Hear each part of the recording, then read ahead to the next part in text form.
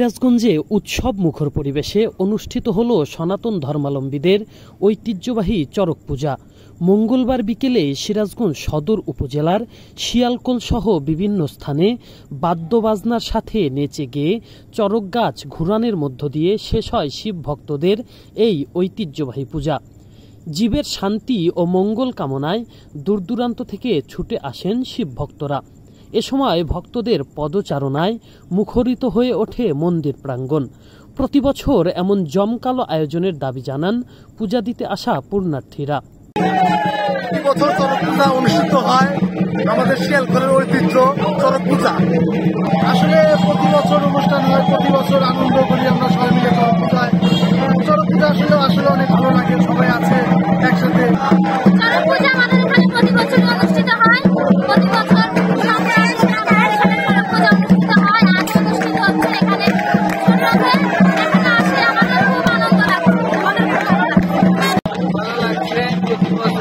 এবারও আমাদের ঐতিহ্য চড়ক পূজা অনুষ্ঠিত আজকে গাছগুলানি সবাই অনেক মানুষের সমাগম হয়েছে।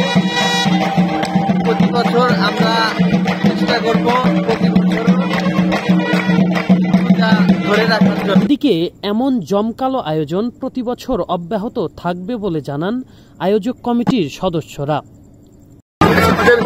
এই শিয়ালকোলের অনুষ্ঠিত হচ্ছে এবং প্রতি বছর প্রতি বছর আমাদের এই অনুষ্ঠান আমরা ধরে রাখতে পারি। হচ্ছে আমাদের সংস্কৃতিতে যে কথাগুলো উল্লেখ আছে, ধর্মীয় সংস্কৃতি আছে, সেটা রক্ষা করে আমাদের এবং আমাদের প্রিয়জন, আমাদের যারা ভবিষ্যৎ তারা আমাদের এই আমাদের জায়গাতে তারা আমাদের এই ঐতিহ্য ধরে রাখতে পারে।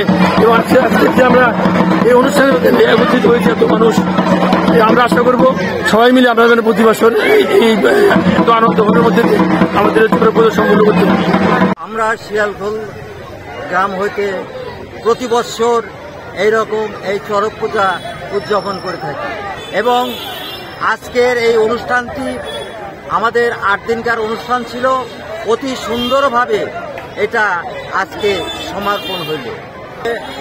গ্রামবাসীর পক্ষ থেকে আমি বলছি প্রতি বছর যেন এরকম একটা অনুষ্ঠান হয়।